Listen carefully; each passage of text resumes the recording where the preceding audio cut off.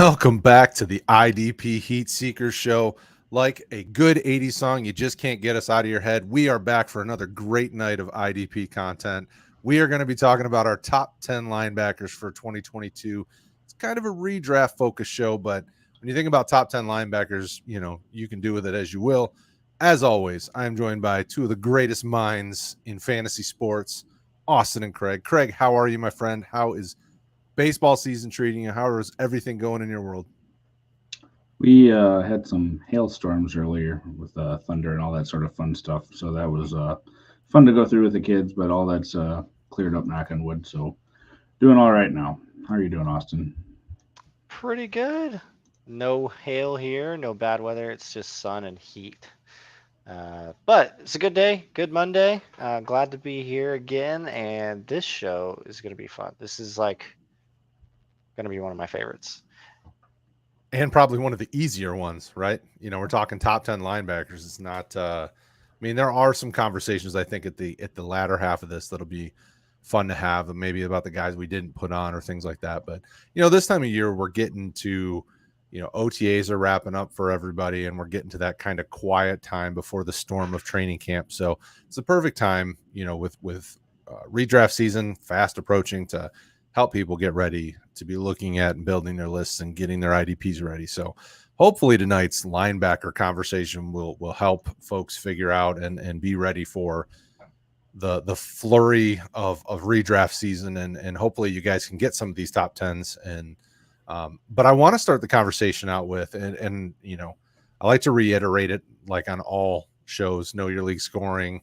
That's a Kraig favorite right there, because I know he's good at telling us, make sure you remember your league scoring. But when do you guys, when you're in redraft, do you treat redraft any different than a dynasty startup? When are you taking IDPs? Your top IDPs, which tend to be linebackers or defensive ends. Austin, I'll start with you. When would you think that you would start taking those? And are you treating it any different than a dynasty startup?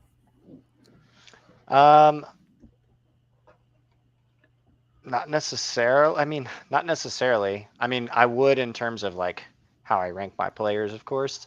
But as far as how I'm drafting, yes, I would probably take the defense a little bit later.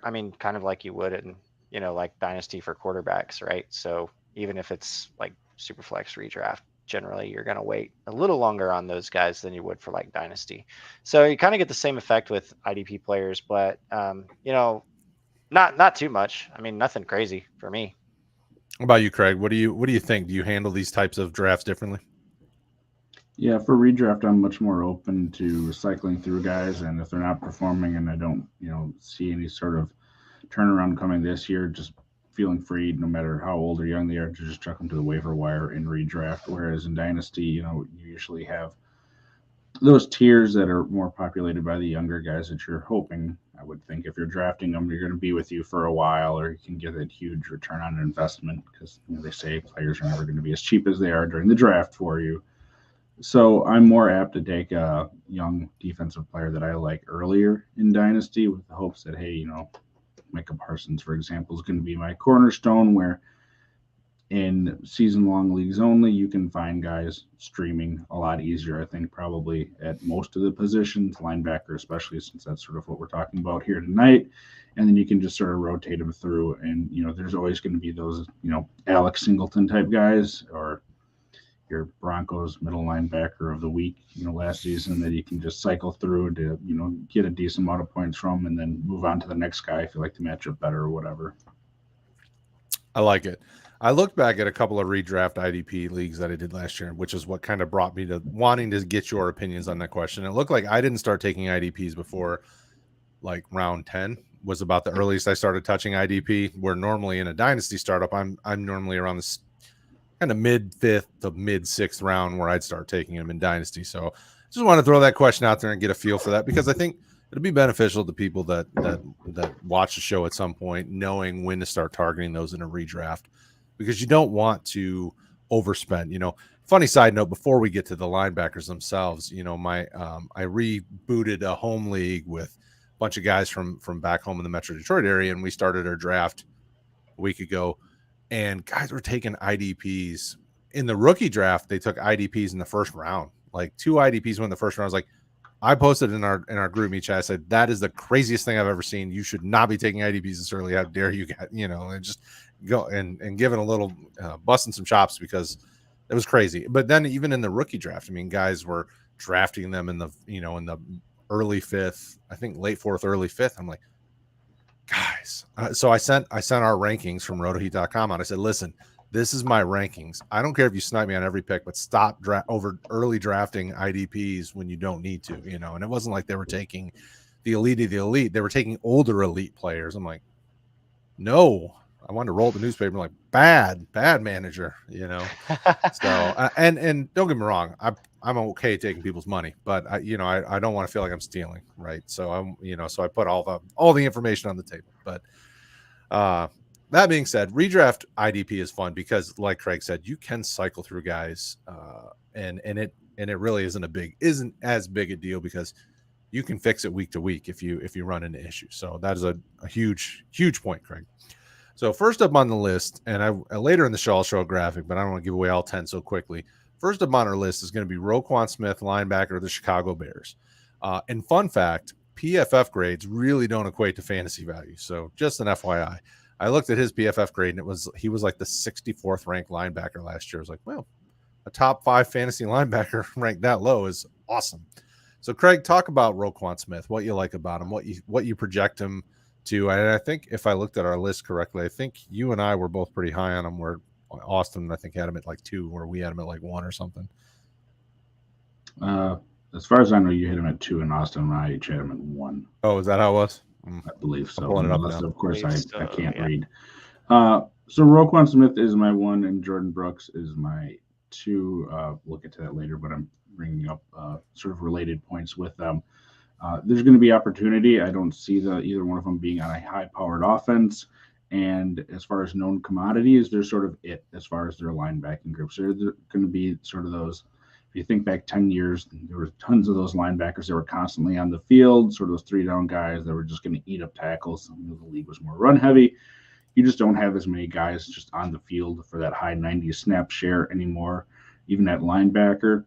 So when you can get one of those guys that is going to be on the field a lot because of getting the offensive issues, he's proven that he can do it consistently throughout his career, and he just doesn't have a little bit of the concerns that I have for some of these other guys lower down on the list. That's who I'm looking at. So Roquan, just because he's proven it a little bit longer than Jordan Brooks, is my 1. Austin, what do you make of Mr. Roquan Smith, and is there anything to add to Craig's great commentary on him? Yeah, I'm with pretty much everything Kraig said so far. I mean, the reason, yes, you love his situation. Yes, you love the snap share, but I think that's a testament of, what he's doing on the football field, which is, he's there making all the tackles. He can make the big plays in the backfield, get to the quarterback. He can play well in coverage. He can run people down. I mean, he really kind of does it all for the Bears defense. And, I think that is what makes him such a great linebacker, is not only just the opportunities he gets to snap shares and all of that, but just the way that he's utilized. I mean, he really is the focal point of that defense. So he can, he's got a lot of different ways that he can rack up fantasy points for you. And in that regard, yeah, I definitely have him as my number 1 as well. There are a ton of really great linebackers in the NFL right now, and of course we'll get to those. But to me, none really stand out more than Roquan, and just how complete his game is. He's going to be a really good fantasy asset for a long time, whether that's redraft or dynasty. He doesn't seem like he's going anywhere anytime soon. So easy choice for me. Well, and even with bringing a new coaching staff, I think it puts him in just as good a position. Because you're going to see him just used in so many different ways. I mean, and the projections that you saw there, I mean, that was just from MFL, whatever you'd want with that, the stats from the previous years and then their projection. I mean, how do you not project this guy to just, have just a stellar year? I think he finished as like LB 4 or 5, depending on your scoring format. And there really should be no reason that he isn't, up there again.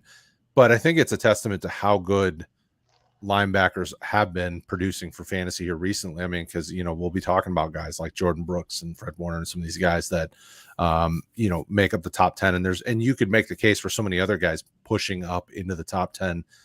So if you don't hit on a guy like Roquan and you can't draft him early, there's still plenty of value to go, but expect him to be able to do it all. Like you guys said, I expect him to get some pass breakups, obviously tackles for loss.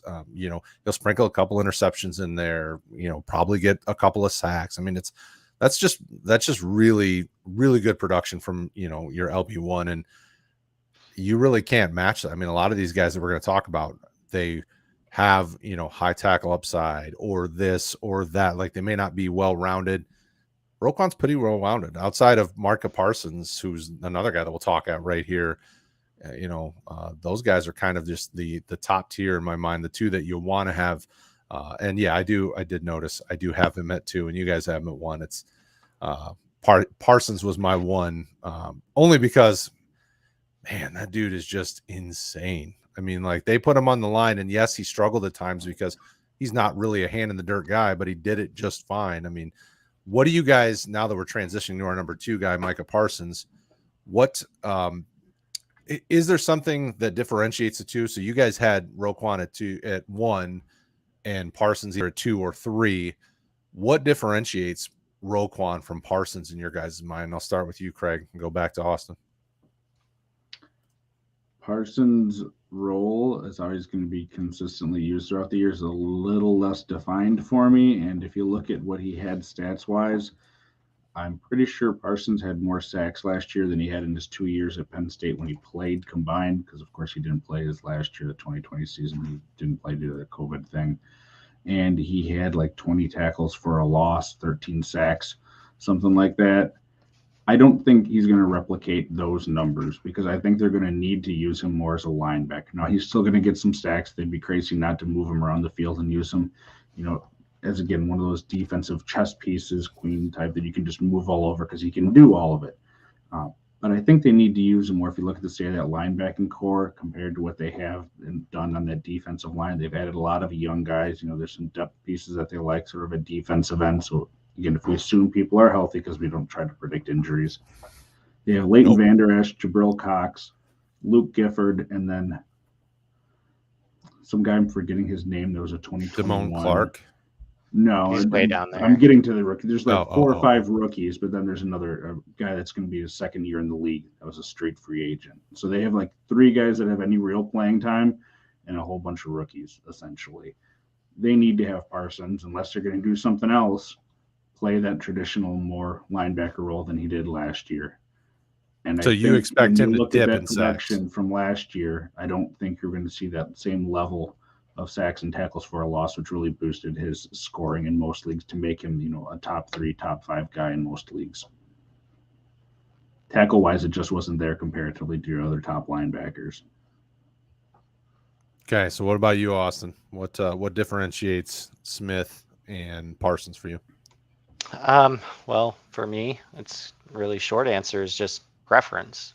Honestly, I mean, if you look at where he's ranked consensus and among us, it's top 3. So we're kind of splitting hairs here on where he could go. If he goes 1, if he goes 3, I don't hate it either way. I think it just kind of depends on where you see him and how you see him being used. But I will say a little bit to Craig's point that he is used a little bit differently, but that defense also operates a little bit differently. So I do think the loss of Randy Gregory is going to create a need for some presence off the edge, maybe some presence up the middle. And we know Micah Parsons to, based on last season, to be the kind of linebacker who can, get to the quarterback rushing the passer and be able to generate those sacks and tackles for losses and things. And I think the Cowboys, that they deploy him that way intentionally. I don't think that was just, an accident last year per se. I definitely think it was by design. And I think they'll probably go back to that and continue to do it. Like we said with Roquan, I think Micah Parsons is pretty good in coverage. I don't know that I would say he's as good as Roquan maybe, but he's pretty good. But I definitely think he does a lot of things really well. If the tackles are there this year, like he could, even if he's used differently, like he's the kind of linebacker that he's going to get that snap share. So he could potentially rack up more tackles while also having some regression in sacks and tackles for losses and still be just as productive. So, depending on how your scoring is, like Craig said, could kind of dictate maybe where you put him, if you'd put him at 1 or if you'd put him at 3. But I mean, for me, he's really close. He should be up there, and he's an excellent linebacker. He's, not for redraft, age doesn't matter, but he's a young guy. You hope he can stay healthy, just like all these guys. But, in that regard, I would probably, consider him to have a little more value even in redraft, just because he's young and he's going to be fresh and ready to go. Well, and for my point on him, it's hard for me when I look at what Dallas has at defensive line. Obviously they brought in some young guys. Was it Sam Williams and Big Cat Bryan and some younger players. But then when you look at what they're going to try to put across from DeMarcus Lawrence, I mean, it's Dorrance Armstrong, who's a young guy, was a second, third year guy. Then Dante Fowler, that's not enticing to me. And then Terrell Basham. I mean, they have these guys that Parsons is better rushing off the edge than most of the guys that I mentioned outside of DeMarcus Lawrence. I mean, you can make the case that Dorrance Armstrong, they're going to want to continue to keep growing because they seem to like him. I just don't, in my mind, if you're rushing the passer and you want to get somebody off the edge that can really, be a game changer, I mean, Parsons can do that. Now, obviously, they drafted him as a linebacker, so you got to expect him to play more snaps there because he's also their best linebacker. But I wouldn't be surprised. I mean, I think he had something like 550 snaps wise from the linebacker position or inside, what does PFF call it, in the box or whatever. And then he had, 300 plus snaps from the D line. Like, it wouldn't surprise me if he still had a healthy amount of snaps rushing from the edge. And if so, I don't know that I'm with Kraig. I don't think I expect him to get double digit sacks this year, but I think that he could still get a fair amount of them rushing from the edge, so if he still gets up somewhere around 6 to 10 sacks, to go with a lot of the other stat production that we anticipate with tackles and things like that, he's still going to be, I mean, we're splitting hairs like you guys said, but I think both of these guys are really exciting. And if they're your top linebacker on your redraft roster, then you feel pretty good about it each week. I will say one last point about Micah Parsons is, talking about Dorrance Armstrong and some of the guys that they are replacing on that defense and who they're deploying is, I do think that Micah Parsons is a transcendent player. A lot of times, you talk about how good these guys are. Is you have players who are elite, and then you have players who are transcendent. And I would say for Micah Parsons, he's one of those guys who is transcendent. He elevates everybody's game around him. The way he's able to be effective in so many different ways that it just naturally kind of makes the defense around him better. And I think you saw that when you look at what the Cowboys defense was in 2020 and then what it was in 2021. I mean, it was just a leaps and bounds better. It was fun to watch, quite frankly. And, a lot of that credit goes to Micah Parsons. Kraig, you were going to say? Yeah, I mean, last year they had to use him because they had more depth at linebacker of proven players than they did, at defensive end when they had all those injuries just hit across the line. I mean, he had 40% of his snaps on the defensive line last year, and it's sort of switched where they have, maybe it isn't the best depth in the world, but they have better depth across that defensive line if it's healthy this year compared to that linebacking group where it's like, I mean, literally him and Van Der Esch are the only two that had like more than 25 snaps at linebacker last year for this team because Gifford and Jabril Cox each had 20 or under. So if you're comparing that and then you're looking at, okay, it's a linebacker, so you're going to have to be playing this game of tackles probably to get most of the production because we're not talking edge guys. Mm-hmm. I mean, Parsons had 84 combined tackles last year, and that's almost 20 fewer than Roquan had in his worst year in the league. Parsons had 84 solos, and Roquan's never had that few. And you're talking about a guy that's hit 139, 163 combined tackles the past 2 years. So, I mean, that's just where the differentiation is for me. If I'm taking someone in Dynasty, am I probably taking Parsons over him because I'm a Cowboys fan? And I can make that excuse that, hey, they're both elite talents. I'm going to take the guy on my team. Yeah. So just for redraft, I'm going to go with what I feel is more the sure thing from that linebacker position to get me those tackles that I can count on week in and week out, where I'm hoping the Cowboys still use them all over, but I think they need to use them just how the team is built at that linebacker more, which I think is going to reduce some of what we saw that production last year. Sorry, we got an Amber Alert. Emergency. Yeah, an Amber Alert, it looks like. Oh, no. Severe thunderstorm warning in our area. Uh-oh. Even worse. Well, maybe the storm's named Amber. So. Well, hopefully it doesn't storm too bad because then you'll see me disappear. Yeah. So what I'm hearing is Micah Parsons needs to be on the block in any league I have him with you because your homerism will make you want to buy him. No, I don't go out of my way to get Cowboys. If it's a startup draft, sure, but I don't. Even on offense, whether no matter who it is, I just don't take them because when the team does poorly, then it's a double whammy for me, and I get mad at them enough when they do poorly in real life. If it's affecting my fantasy team, then it just ruins it even more. So I have very few Cowboys across my teams. Understandable. I have very few lines, but that's for different reasons. Slightly different. All right. So next up, we're going to talk Darius Leonard, linebacker, Indianapolis Colts. Now, obviously, the next two are really close. Jordan Brooks and Darius Leonard are right there in our rankings. Darius Leonard is one of those guys that it feels like at any given season he could pop off. But Austin, I want to start with you. What do you think about Leonard? What do you think about? I mean, so they made additions to hopefully a more stable quarterback to maybe keep the offense moving more. So that do you think that would potentially affect a guy like Leonard? Do you have any concerns that the offense maybe is on the field more, so the defense isn't going to be on there as much? Like, what do you make of some of the things they've been doing as a team, and how do you feel about Leonard, specifically this year? Leonard, he's still going to be a big play guy, and of course, as long as he's healthy and on the field, he should be productive. He's another one of those guys who is, I don't know if I would call it safer, but it almost sounds like Kraig may prefer more of the safer guys who are on the field more, guys who are going to rack up more tackles and have more sort of guaranteed stats, with the sacks and tackles for loss sort of being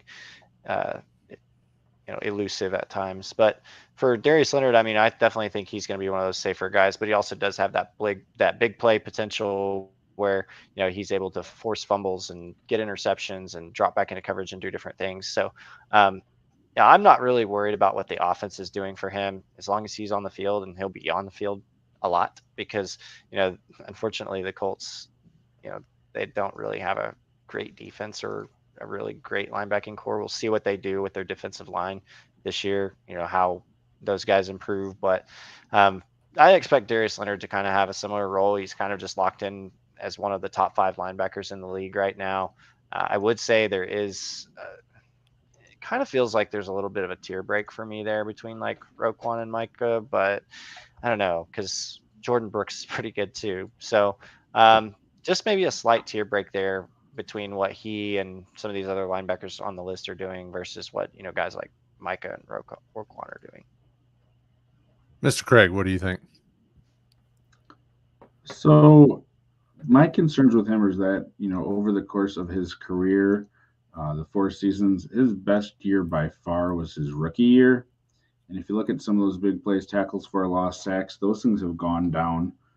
If not each of the past years, it's been gone down, plateaued, and gone down. Like, it hasn't gone up since his rookie year. And it's the same thing with, if you look at his solo tackles, basically, and combined, solo tackles certainly have been sporadic compared to his first year, 111, 71, 86, 75. He had some injury issues in 2019, 2020. It sounds like he was hurt last year. He's had, I think, almost like 3 different things he was trying to get cleaned up this past offseason because he had a calf issue that was being affected by his back. So he had back surgery, and there was something with his ankle. So they're expecting him to be back and ready to go for training camp. But I always do put more caution, especially in redraft, on a linebacker or anyone in general, I guess, that's having back issues, because your back and your head are those 2 things that it's really hard to come back from if you're going to have a serious issue with them, or a lingering issue even. Like concussions, you get one early, does it linger? And you have at higher risk of getting one again. Same thing with your back. If your back's not right, it's going to affect everything for how you play. So, I'm sure there's some people out there that surprise them where we have Micah Parsons on this list, and I have him, Darius Leonard, because we're talking about Darius Leonard. I have Darius Leonard at 5. Which I think is lower than a lot of people would probably think. But those sort of concerns is how his production has gone and the injuries. And with that production piece, they do have another linebacker there that has been productive for, being on the field, Bobby Okeriki, who I know, Brad, you'd liked a couple of years ago and showed up and had some production. So it's not just all going to fall on him anymore, sort of like it did that rookie year. So I still like him a lot, but he's definitely in a second tier here from I don't even know where. I don't have my list up in front of me this exact moment, but he's not in that very tippy top tier for me for redraft right now. Rotoheat.com if you want to see where we rank him. For me, I think he's going to produce better than he did last year, right? And last year, I think he was like a top, somewhere between the 5 to 8 range when it came to overall linebacker rankings in fantasy. I don't think he had any sacks last year. Like some of the big plays we just didn't see. So some of those that give you kind of a nice bump each week. I would expect him to get at least closer to his worst season, when he had like 3 sacks a couple years back. I would expect to see him have some sack production, have a little bit of something else to go with it. So that was what put me in the point where I'm like, okay, I think I want to have him somewhere in the 3 to 5 range. And then as I was kind of going through my top 10, I was like, this feels right. Him kind of sitting around here. I like the player. I like the fact that I think he's going to bounce back in a better way, even if he doesn't necessarily produce, the strong tackles like his rookie season, because we know that so far, at least at this point, that appears to be the anomaly, right? He's not produced that well since. So obviously we have to think, okay, he's going to be under his best season, probably somewhere between his worst season and kind of in the middle if we're looking for the median. So that's still, top 5 to 7 production. So I don't mind having him at the 4 or 5 spot in our redraft rankings for the year, because he's probably going to produce somewhere in the range of, the 4th best linebacker to the 6th or 7th best linebacker. I mean, that would be my guess. So no complaints here. Next guy would be Jordan Brooks from Seattle.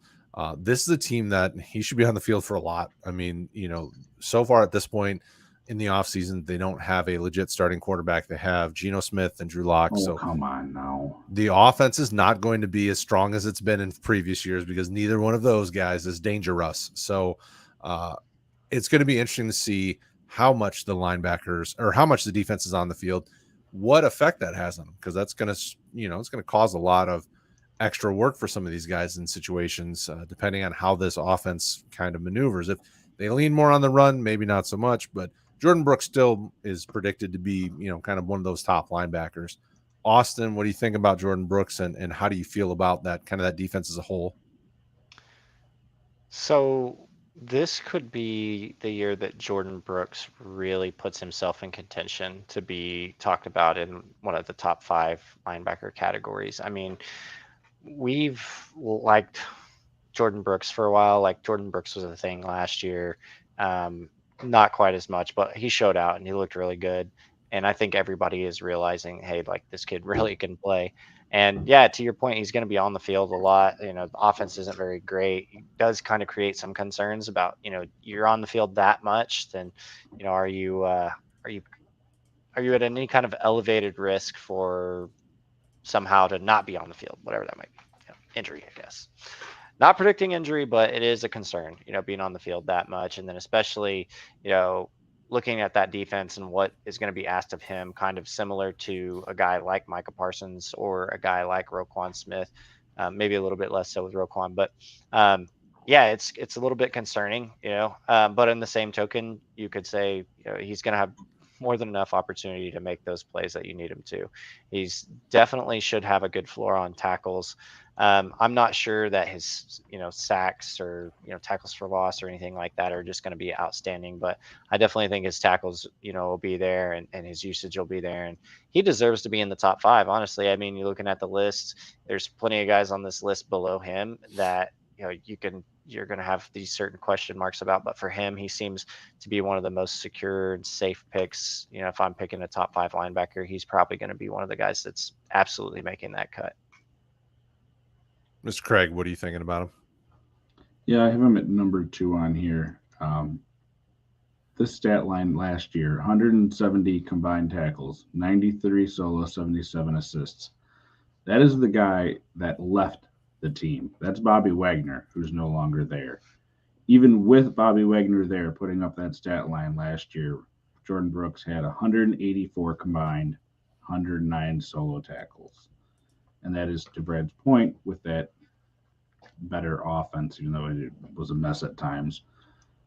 They're going to be on the field more, I think, and we'll see what Cody Barton does or whoever else they bring along. What Seattle's been able to have two fantasy relevant linebackers perform at a high level for a number of years, and I think we're going to continue to see that. I have zero concerns with him being that number one guy after what we saw last year with Bobby Wagner on the field, because we're not, regardless of what Cody Barton is, I'm putting my stamp down on saying that Cody Barton is not going to be Bobby Wagner 2.0 for Seattle. I know I'm going out on a limb here, but you're not going to have someone having that level of production next to him, I don't think. And that's just going to be even more for him. It's just sort of like Roquan, the guy in the middle on a bad team that we've seen do it before. Yeah, I think when you look at Jordan Brooks, and he was a guy that we mentioned a couple of years, last year I think was the guy you brought up as somebody you thought could develop. He looks the part. He's produced well, and you think he now becomes kind of the de facto LB1. And I have no concerns with this guy being your LB1 from a fantasy perspective. If this is who you're rolling with as your top guy into the season, I feel very comfortable with it. He's shown signs that he can manage the entire defense just fine. He's had no problems doing his assignments.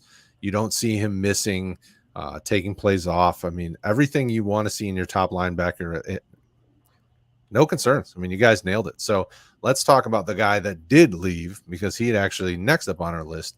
He went a little bit further south from Seattle to LA and is now a Rams linebacker. That's Bobby Wagner. This guy's obviously been a consensus top 10 linebacker for what feels like a decade now. He's one of those guys that you really, from a dynasty perspective, you were building your rosters around for a long time. And from a redraft perspective, if he was your plug and play one, you have no issues. And obviously us having him here at 5, we still feel like he is that guy and can still be that guy. And with players like Von Miller out of LA, there should be no issue with him being their number one linebacker. Kraig, I'll kick it to you first. So I know they have guys like Ernest Jones and some young guys they like. You still feel like Bobby Wagner's going to be a high-level producer? I know that you have him ranked highest on our consensus rankings. Yeah, I have him at 4. Yeah. And so if you just look at Bobby Wagner himself throughout his career, his lowest combined tackles is 104, and that's when he only played 11 games back in 2014. He's gone over 100 combined every year since his rookie year, when I think he was Defensive Rookie of the Year. He's just one of those guys that knows how to play a linebacker and is going to get you tackles. He's smart. He knows how to put other people in position. He knows how to lead a defense. And he's not even going to have to necessarily lead a defense. He may have the dot, may not. But Aaron Donald, we know who re-signed, is going to be the heart and soul of that Rams defense. And that Rams defense is set up to funnel stuff to those linebackers on the inside. We have seen guys like Corey Littleton, Troy Reeder, there's Micah Kaiser, all sorts of just guys that are great. They sort of get that production by default, is a term I picked up from our friend Gary, the IDP tipster. But it really is where you can just plug and play anyone in there, it seems, and they're going to get you just bunches of tackles because of how that defense is run. And now you take a guy, yes, he's a little bit older, but of Bobby Wagner's caliber. Again, I just read off the numbers not that long ago. He had 130 combined tackles or something like that last year, next to a guy that had 50 more or something like that. He's going to eat tackles up on this defense again. So I have zero concerns in the redraft league about having him in there. Especially, they're going to play him with that contract that they gave him. And it looks like Brad ducked out. Kidding, he said he had storm issues. But Austin, you had Bobby Wagner on your list as well. You had him at 6. So how you feeling? 6. I can read. 6. How are you doing? You think he's coming back? I don't know, but we're still live, so we're gonna roll with it. Yeah, I know. I'm just kidding. So yeah, man, Bobby Wagner being 5th on the list, I don't hate it. When you look at what the Rams did last year, like you said, I actually, in a lot of my dynasty and fantasy leagues, I was plugging and playing some of those guys that were on that Rams defense. I ended up drafting Ernest Jones late, just kind of hoping that he would get an opportunity, because that defense really didn't have that de facto number one linebacker on their team. But I do think that you look at what they were trying to do. They obviously brought in Von Miller last year. It looked like they were searching for someone to take that on. Obviously, Von Miller, played a lot off the edge. he's more effective from there. And, I think that the Rams just adapted to that, to what they had, but they did show, they weren't worried about rolling linebackers in and out of that defense. And they really didn't have consistent play last year. And I think it's something that, we talked about how to lead a defense, but I think, from this perspective, one thing I would say that he would add is, besides the leadership and the veteran presence, this is a defense that's sort of already kind of got veteran pieces in place. But one thing I will say is, that he brings his confidence, confidence that, he's going to be able to go in and do his job. And, that's one less person that these guys around him have to worry about. And so, in that regard, I think he makes the defense better as a whole for sure. And he definitely, his presence is definitely going to make a positive impact on that defense, which was already pretty talented last year. So I expect to see them take a big leap. And I think that, Bobby Wagner is going to be an integral part of that. And, for redraft purposes, for sure, like you said, he's been productive every single year at a very, very, very high level. As long as he's on the field, his usage is going to be high and he should be extremely productive. So I have no concerns for Bobby Wagner, really. I mean, other than, age and what's the wear and tear look like this season compared to seasons past? It's funny how quickly things can change for these guys, especially it's a violent game and they play one of the most violent positions on the field. So you never know, but as long as he's healthy and good to go, I expect Bobby Wagner to be one of the top producing linebackers in redraft for sure. He's a perfect guy to slide in right there at number 5.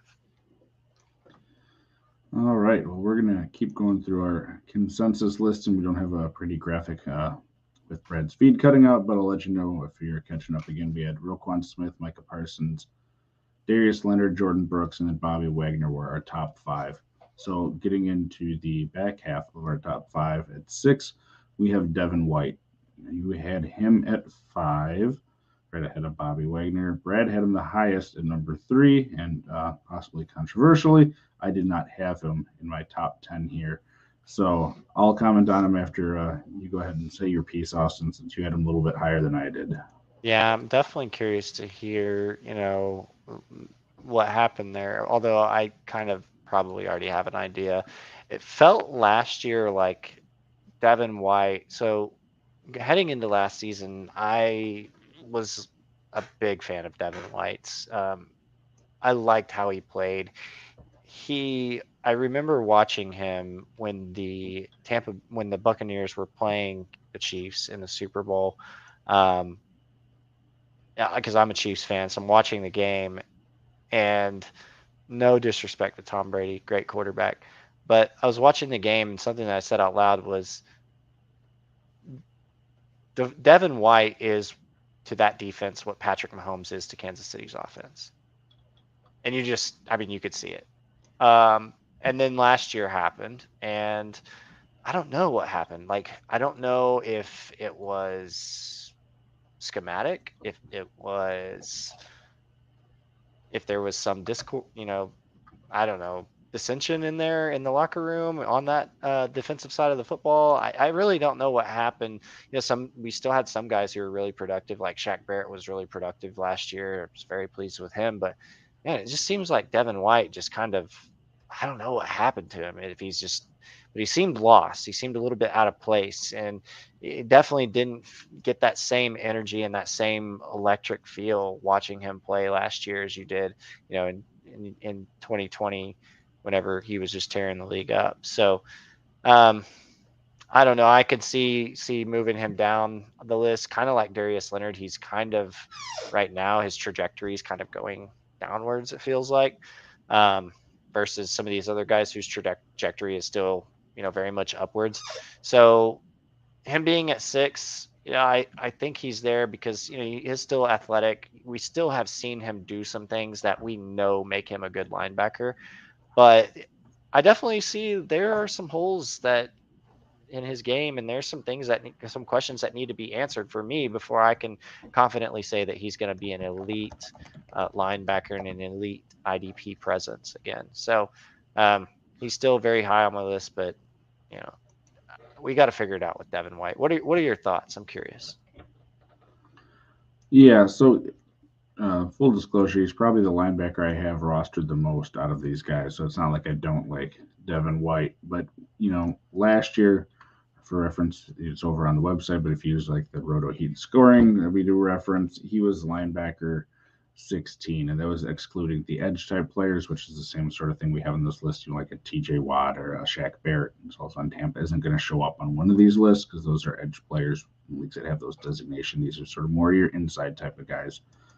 If you go back to that 2020 season when the Bucs won the Super Bowl, he had his best season in terms of not only tackles, but those stats that I kind of referenced with Micah Parsons when we talked about him. He had 9 sacks, 15 tackles for a loss. The other 2 seasons, which would have been his rookie year and this past season, he had 6 and 12 combined for sacks and tackles for a loss. So it felt like that year that just, second year, the year they won the Super Bowl, he was pretty sure a top 5 guy all over the place. It was really boosted by those extra stats that I'm not trying to discount, but I also just, after I read off, you can't count on that same high level of production every year. There's going to be some sort of, median that these people sort of fall back to. And I think that's probably the sort of sweet spot for Devon White is sort of what we're seeing as a low end LB1 or a back end, high-end LB2, we kind of saw last year, and that's kind of what I'm predicting as long as Levante David's here.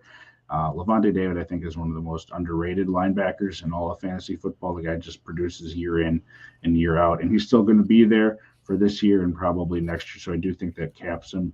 But that year that everyone just got so excited, year 2, about Devon White, I don't think we're going to consistently see that, and that's why he just didn't meet my top 10 here, because I don't think he has it upside with the current situation to reproduce those stats and then having someone else eat into the tackles with Levante David. He's in that next group of probably 5 after my top 10. And Yeah. Brad, the guy that has him the highest here, who didn't hear anything that we said, so. Yeah, would you agree with all that, Brad? You're all absolutely wrong. Devon White is a beast. No, sorry about that. They were right. We're getting 80-mile-per-hour winds over here, so things are going in and out a little bit. So Devon White for me, I think I put him up here more because the anticipated growth, the expected growth. Yes, you're absolutely right on the Levante David. He's kind of been. I don't want to say cannibalizing Devon White more than anything. It feels like it is, but for Devon White, it's what I kind of anticipate him getting to. This defense is kind of changing over a little bit. Some of the older guys are aging out, and I anticipate Devon White. You kind of, for me, it's a projection. I see what he could be, and I anticipate him doing it. So this guy was a little bit more of I think he's going to be in the top, kind of 5 to 7 range for linebackers. So I put him up there because of what I expect from him this year. Could I be absolutely wrong? Yes. We only know about half of what we really think we know.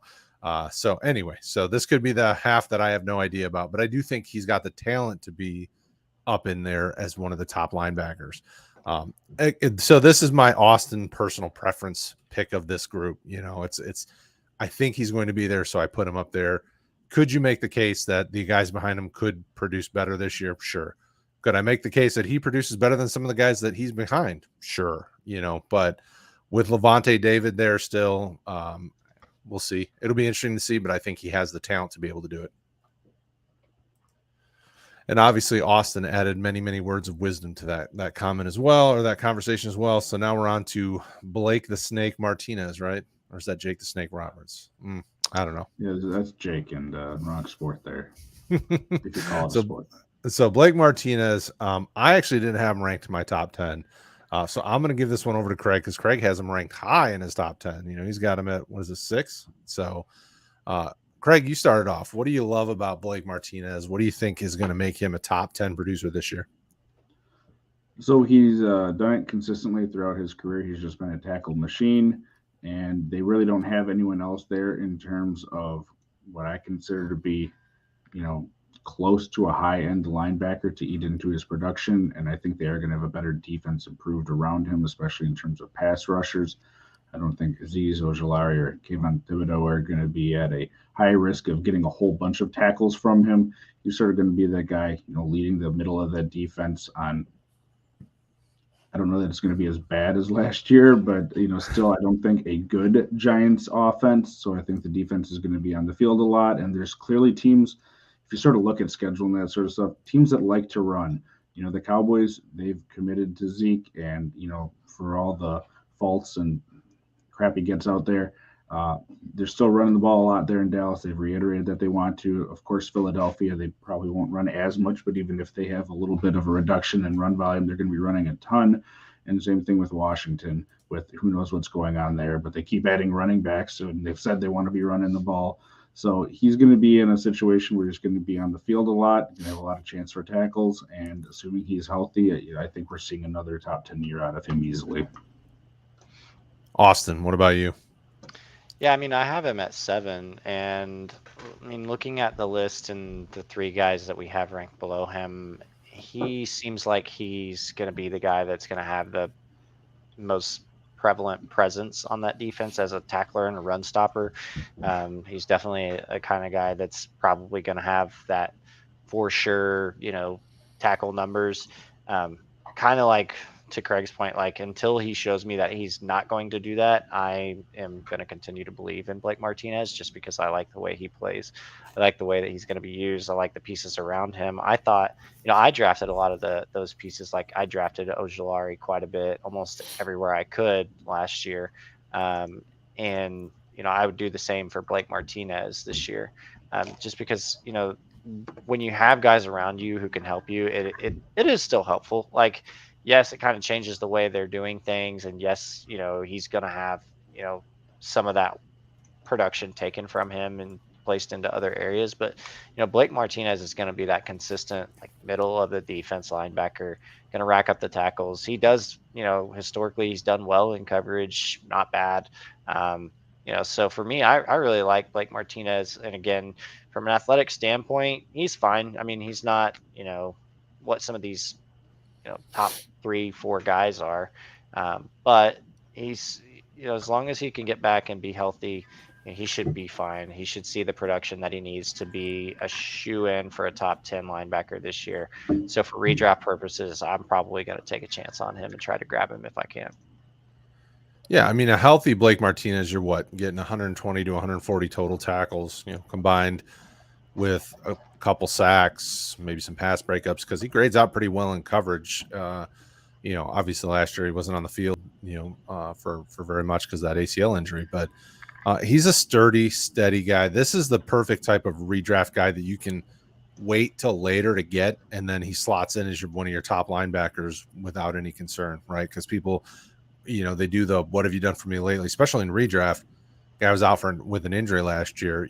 This guy could be one of those under the radar type guys you grab and helps you get to a championship because you didn't have to draft him super early to get the value there. So I see what you guys are saying for sure. I just put a couple guys in there that are one that is kind of up and down with injuries in an interesting spot on defense, and another one, kind of all very similar. So we'll go on to the next guy, which Logan Wilson from Cincinnati. This guy's, probably easily the best linebacker in the centerpiece of that linebacking core. Craig, what do you love about him? I know you have him ranked just above Austin. You have him at 7. What is it, 7 or 8? Yep, 7. So what do you like about him? In 13 games, he still surpassed 100 combined tackles, and he had gotten hurt. He came on at the end of the year there, and then he was just amazing in the playoff run. That offense, I think, if you can believe it, is probably going to be even a bit better than it was last year. And I think the defense certainly is going to be better with the pieces that they have. I think they have an improved secondary. They have an improved, defensive line, even from what it was last year, which was good. So it's going to be a sort of a similar situation where he's going to be the main guy in the middle. Jermaine Pratt for, getting some of that secondary production. He just, doesn't grade out well, and he's just never going to be that guy. He's not to the level of a Bobby Okeriki to Logan Wilson's Darius Leonard, if you want to make a comparison that way. So I'm looking forward to him taking another step last year. There's a lot of good news coming out about him sort of taking over, the leader in the middle of that defense. And, for a young guy that didn't play very much at all his rookie year to come out and do this and show that promise in a deep playoff run that a lot of people didn't expect, it's a good learning situation, and I'm excited for him. Okay. Austin. There's a couple things. I'll make this quick. So there's Sure. a couple things. So in the Super Bowl last year, the Super Bowl's changed if Logan Wilson doesn't get called for what I think was a phantom pass interference call on Cooper Kupp. I thought you look at that play and you look at who Logan Wilson was as a player at that time. He got called for the pass interference, but that was a great play. And I was a big fan of Logan Wilson's last year. I'm going to continue to be a huge fan of his this year. What I will say is if you want to overdraft linebacker, you can go after those top 4 guys. But if you're in redraft or even in dynasty and you want to cash in on the best value player on this list, I'm going to coin Logan Wilson as that guy. I'm going to coin Logan Wilson as the guy who, when everybody was drafting Jordan Brooks later last year, you're not going to be able to do the same with Jordan Brooks this year. Logan Wilson's going to have the same kind of trajectory, I think. So I love Logan Wilson. I'm a huge fan. And Brad is frozen, or I'm frozen. No, I think Brad's frozen. Okay. Oh, you looked frozen too. I was like, oh man. That's practice. That's practice over the years. So we're gonna be running out of time. We got some questions. Just want to go over some names here. In our final 2. So we have Devonja Campbell, a guy in the middle for the Packers, and then we have Fred Warner, main guy in the middle, despite a couple other nice younger pieces with the San Francisco 49ers. Honorable mention, so to speak. Brad had Deanne Jones at 7, who didn't make the final cut. He had Cole Holcomb at 9. And then you and I are number 10 each, didn't make the list. You had Denzel Pearman and CJ Mosley. So again, you're kind of seeing a trend here with the guys that we have here. Sort of the main guy on either a team that is going to have a good offense that's going to put pressure on the opposing team. Devonja Campbell showed up last year for the Packers. He was signed and just exploded. And despite them drafting Quay Walker, Devonja Campbell's still going to be in the field a ton. Same thing with CJ Mosley. They don't really have that sorted out. Pearman, he's a holdover from last year's coaching regime, but he showed out well going to the new spot right in the middle of training camp. I think it was. He got traded or cut. I don't remember. He went from the Panthers. He never played a snap for him to the Raiders, and he had, I believe it was his best year, or one of them, certainly, for the Raiders. And then the only thing I want to say about Brad, and he can't defend him here, but with Deanne Jones, the reason he didn't make my list, and I didn't think about it, was there's a lot of talk of him. He had that shoulder surgery. I believe it was shoulder, but it just popped up out of nowhere seemingly. And there's talk of him potentially getting cut because rumors of him not being a great influence in the locker room. And you hear all that sort of scuttlebutt on a young team. It seems like someone they might just move on from, which would surprise me. But in today's NFL, someone would certainly take a shot on him if they wanted to trade him or if he was a free agent. Without really knowing what's going to happen with him, I just couldn't put him up there along with the injury. Yeah, being where they are, the Falcons, if you can trade him and get, substantial value for him, that's a team that has a lot of needs. Yep. So it would make sense for them. And, they have other linebackers they can plug in there. They got Michael Walker. They have Troy Anderson, who they just drafted. They signed Rashaan Evans. They have a veteran presence there if they decide to move on. So either way, the linebacking group is one to pay attention to. But I have that feeling that Deanne Jones isn't going to be there. And if I don't know where he's going to be and who's around him and all that sort of stuff, I don't feel comfortable putting him in my top 10 right now. You think all those guys combined make less money than Deanne Jones too? That sounds right. I believe it. All right. Well, we're going to wrap up the show here again. If you have any questions, let us know. These rankings are not published. We do not currently have redraft rankings published, but to run down them quick, our consensus top 10, Roquan Smith, Micah Parsons, Darius Leonard, Jordan Brooks, Bobby Wagner, Devon White, Blake Martinez, Logan Wilson, Devonja Campbell, and Fred Warner. If you have questions about where specifically any of the three of us had it, please let us know on Twitter. You can see our handles below, and we'd be more than happy to answer any questions, or jump in the Facebook or Discord for Roto Heat, and we'll get you pointed in the right direction. So that's going to do it for the 2022 redraft inside, basically, linebacker rankings. So thank you for tuning in, and we're now going to go to our questions. We got Jaws in here talking to us. Thanks for hanging out with us, Jaws, here.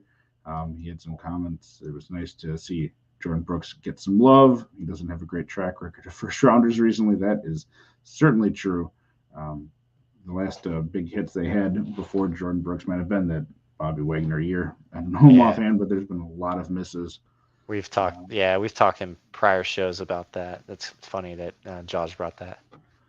He also asked Keanu Neal a likely cut, but curious if he'll get decent playing time behind that tough Tampa defensive line produces when he's out there.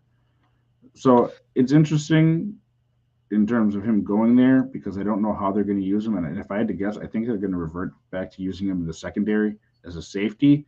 But if you look at a lot of guys that they have gone out and signed, they have sort of dual position flexibility. They have him, who we saw can play a linebacker, but of course he's been a safety most of his career.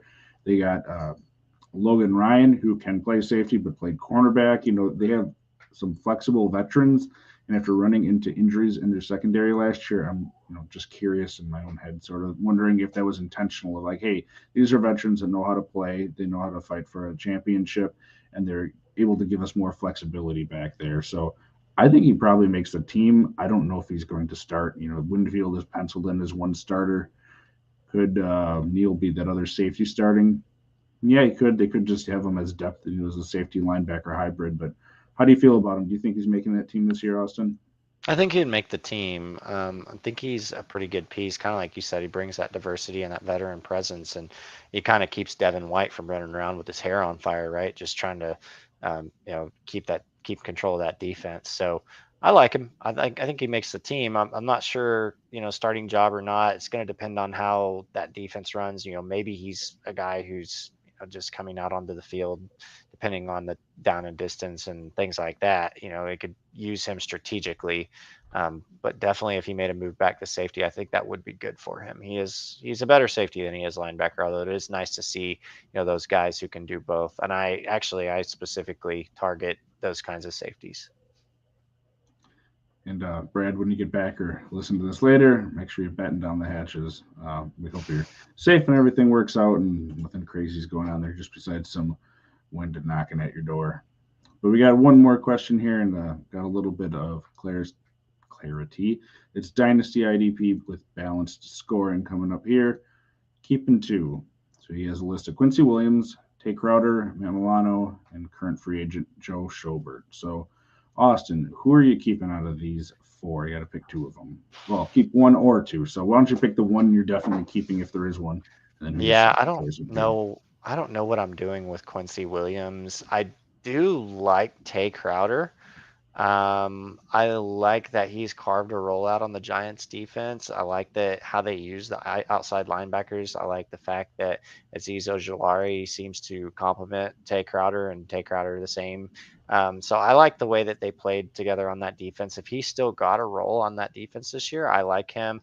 I'm just not sure how I feel about Quincy Williams. Like, he does some things well, but he does some other things that I'm like, I don't know if he's going to get there. Matt Milano seems to be pretty safe, one of the safer names on this list. So if I had to pick one, I'd be probably torn between Milano and Crowder. But if I could pick two, I'd probably go those. And I don't think Joe Schobert makes the conversation for me. Yeah, Schobert's my easy cut out of that list of four. I like Matt Milano, but I'm almost feeling like even in a dynasty league, the guy's seemingly always banged up. Even if he isn't missing games, he's injured in games and in and out, and he just doesn't have that high level of production consistently. I mean, his career's been really all over the place, partly due to that injury. And Buffalo's just got a crazy good defense overall. Those safeties come up and make plays a lot. So even Tremaine Edmonds, who's probably in the second group of 10 here, if we went another 10 deep, he's making one or two of our lists. I don't know that I'd be keeping Milano. He just feels like one of those guys that you can pick up off the waiver wire and plug in if you need to. Dynasty leagues, yeah, I'm taking Quincy Williams with my first, and I know it's a risky one, but he had that nice draft capital. He was a third-round pick. He has a great athletic profile, and he finally showed out last year when he got an opportunity on the Jets. I don't know that offense is going to be taking light years of steps ahead. So I think the defense is still going to be on the field. And even with CJ Mosley having, 168 combined tackles, Quincy Williams had a really nice year. He had over 100 combined himself. He didn't, start or play all the games there. He had a couple games where he was banged up, but he fits that mold of guys that they're looking for that have that, coverage ability, that good athletic profile, but is also able to make plays with him on the inside there. So if I'm rolling the dice on these guys, which at the end of my bench I'm sort of doing anyway, Quincy Williams would be one, and then Tate Crowder would be my other one because, to your point, he showed some prowess being there next to Blake Martinez, and he filled in a bit. I think his ceiling is capped next to Blake Martinez just because of how Martinez plays, but with Schobert being an easy cut and Milano just feeling like more of a replaceable guy off the waiver wire, Tate Crowder would be my 2. Yeah, makes sense. And I believe that's all we got here. Thanks again to everyone who tuned in and watched the show. If you have any questions for us, again, please find us on Twitter, Discord, Facebook. Hit us up, all of us up, or individually or whatever. Post the comments on YouTube. Make sure you hit like and subscribe. And thank you, as always, for tuning in. We will be back next week. And, of course, I forget what we're going to be going over, but I think it's 2022 Edge redraft rankings. Yep, it's Edge. That's right. So there's not going to be anyone as a surprise on the top of that list. It's going to be TJ Watt. But for the rest of it, you're going to have to tune in and see where people rank numbers 2 through 10 for us. Yeah, not much of a spoiler, but if you're going to miss the first part of the show, that's what you're missing. We'll let you know that ahead of time. But Austin, any final thoughts you want to add over our list of top 10 2022 redraft inside linebackers? Nope. Just want to say thank you to Jaws for showing out in the chat tonight, for bringing your questions. We always appreciate the engagement, the questions. We love helping all you guys out. Even some of you guys, if you were watching and you weren't chatting with us and you were getting some knowledge, that's awesome. We love it. We love that you guys stopped in. So next week we do have those edge rushers. It's going to be a great show. Hopefully help you guys out on some edge rushing rankings the next week for redraft. Other than that, see you guys then. All right. Well, Brad, hope you're safe wherever you are. We're going to be ending the show here. So everyone have a good night. Stay safe, and we will see you next week.